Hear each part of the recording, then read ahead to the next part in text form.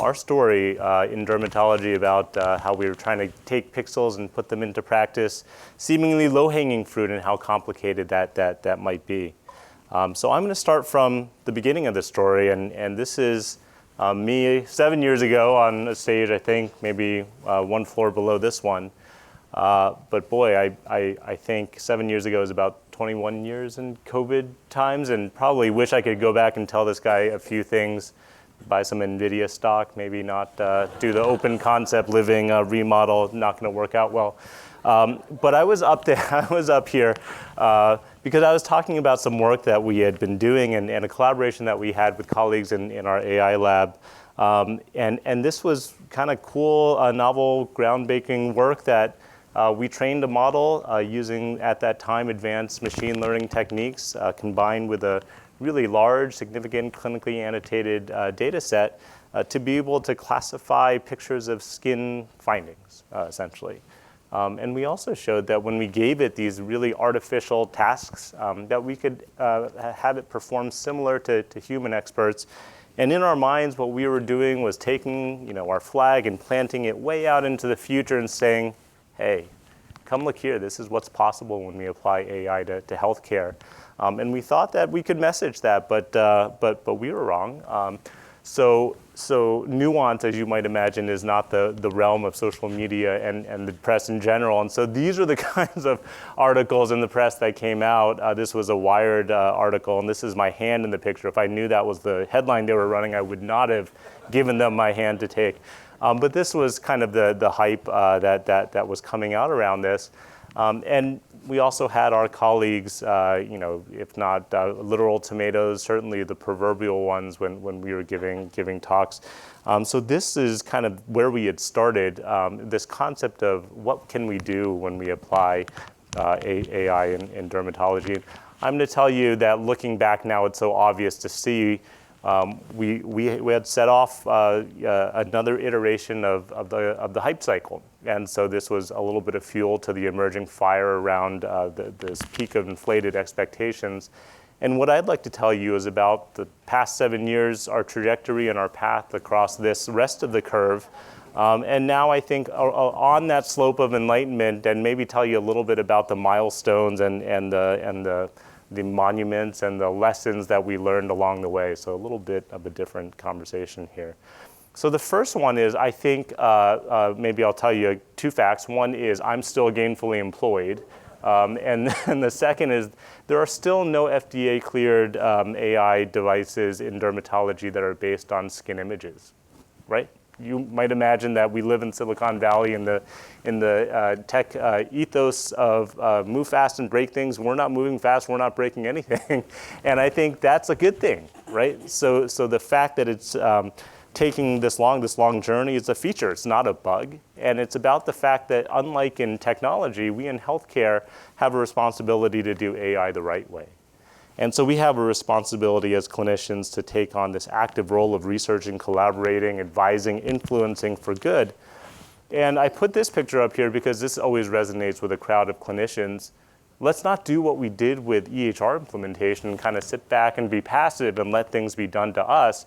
If we think about the societal realm, this is what social media had brought because we weren't at the table collectively. Let's not do that again. And so let's be, as clinicians, at the table and have amazing collaborations with colleagues who are technologists and are able to bring that side of things to fruition.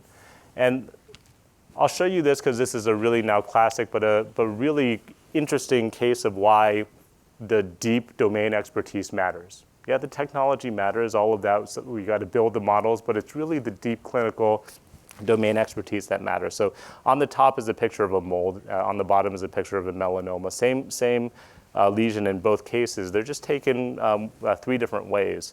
One is, the middle one is with the surgical marking pen, which we do for quality because we want to make sure that we've identified the lesion when we take a picture, that we know where it came from.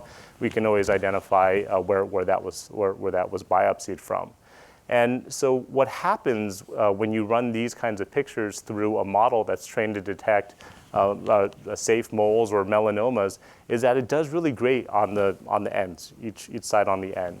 When it encounters that mole, let's just take the top row, mole in the middle, that safe mole, it's inclined to call this a melanoma, just by nature of the fact that we've added 2 purple markings because that's clinical practice.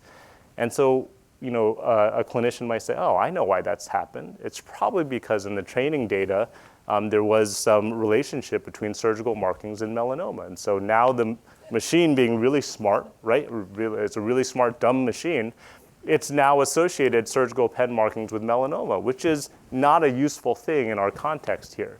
So this is I think it's a fascinating and great example of how we can actually develop really great, robust models that actually have the wrong clinical sort of output or implications. And that's where we need us. We need the clinicians to come in. So the lesson, one additional lesson here that we really took to heart was the fact that when we look across the AI realm, everybody's mining for data, right? And we inherently somehow think that data, as the new natural resource, it's just zeros and ones, right? It's fundamentally pure. It's not. It's got our human fingerprints all over it, where it's gleaned from, how it's collected, how it's interpreted. It's not fundamentally pure. And so no sophisticated model is going to be able to overcome that lack of robust, diverse, reliable data. I heard it over here, garbage in, garbage out, right? No model ability is going to be able to overcome that. And so without our intervention and without our active participation and choices to mitigate biases, it'll produce results that are going to do this. Right? We'll have a 2-tiered system where we have the data, we'll have technological augmented tools that are great, and where we don't, we won't. And so if we don't want this, we've got to do something about it. We can't be passive, right? And I'll show you a couple things that we discovered along the path of this. One is that when we took a hard look at data in dermatology, what we found was what we might expect, is that there is this cycle and a feedback loop where the patients who are able to access our care and our systems are the ones who naturally show up in clinical photographs, which show up in textbooks, which are used to train residents, which allow our residents to be able to recognize disease in different populations. And when you don't have health equity, you get a lack of diversity in data. And so if this is the data that is going to be used to train models, you can imagine what that perpetuates. So our goal, one of our goals in our efforts over the course of years is to say we've got to build the foundation itself. And how do we create diverse data? We intentionally did it. We went out and sourced through our 10 years of data a collection of images of uncommon diseases and diverse skin tones and actually published it, first publicly available data that's histologically proven diverse data, uncommon diseases, and we showed a couple things. One is this is out there as a resource for all developers who want to be able to incorporate this. And second, we showed that there's a pretty significant gap when you ask machine learning models and human clinicians to be able to classify these kinds of lesions. But when you incorporate this as a seed into models, you are able to actually close that gap in the models themselves. So there is benefit and there is utility in doing that.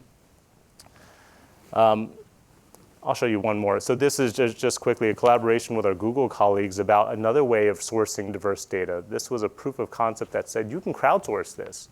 You can create a mechanism by which users doing a search are able to contribute data, and what you get is you get a more diverse set of, demographically diverse set of data, but also diverse in terms of the conditions you see and the acuity by which you see them. You can imagine these are presentations that may actually not even end up in clinic. So actually you've created a new set of data, a new kind of data that's even more diverse than what it is that we're able to capture in the clinical setting.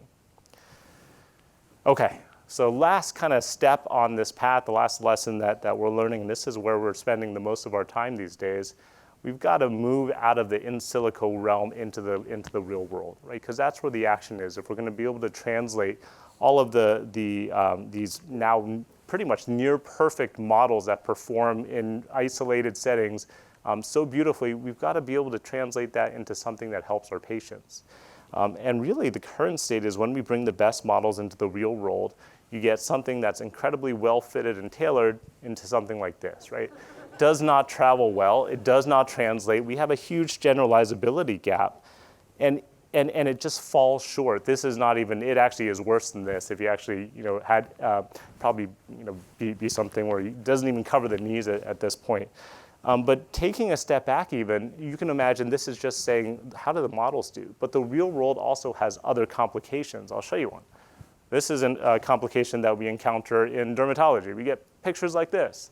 So you can't even run a model when you get pictures like this, right? And so what we said was, wow, we didn't know how far back we had to go, and so we actually developed a model to address this issue. We created an automated image quality assessment tool to be able to guide patients to take better pictures. And when we clinically assess this through pilot studies, we were able to reduce, in a clinically meaningful way, reduce the proportion of bad quality photos by 70%.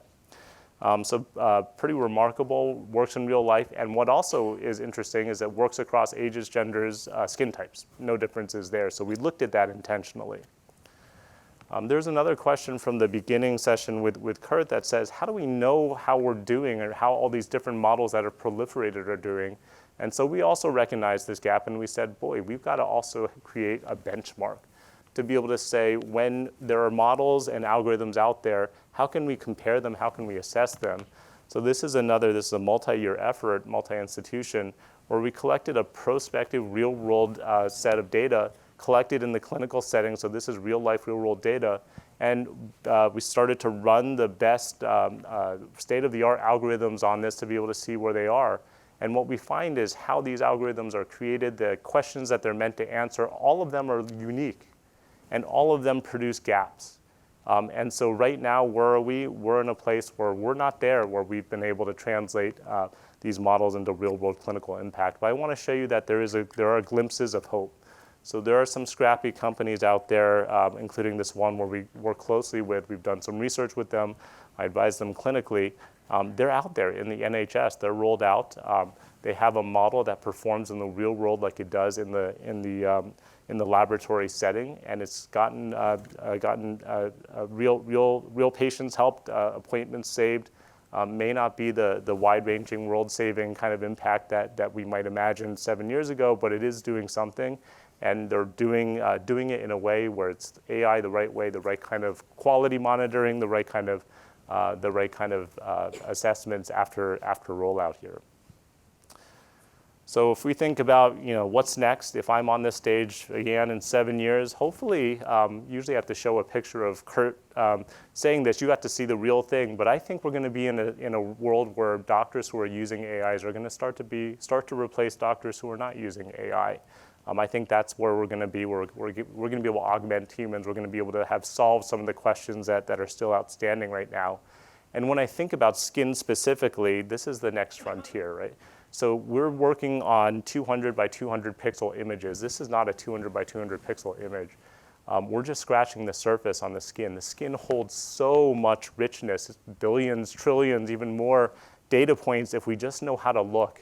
And we are at a golden age of being able to look non-invasively at the skin. All of these things are possible to be able to look without taking tissue, to be able to see cells, to be able to see microvasculature, to be able to get genetic signatures and prints just by sticker kind of tapes.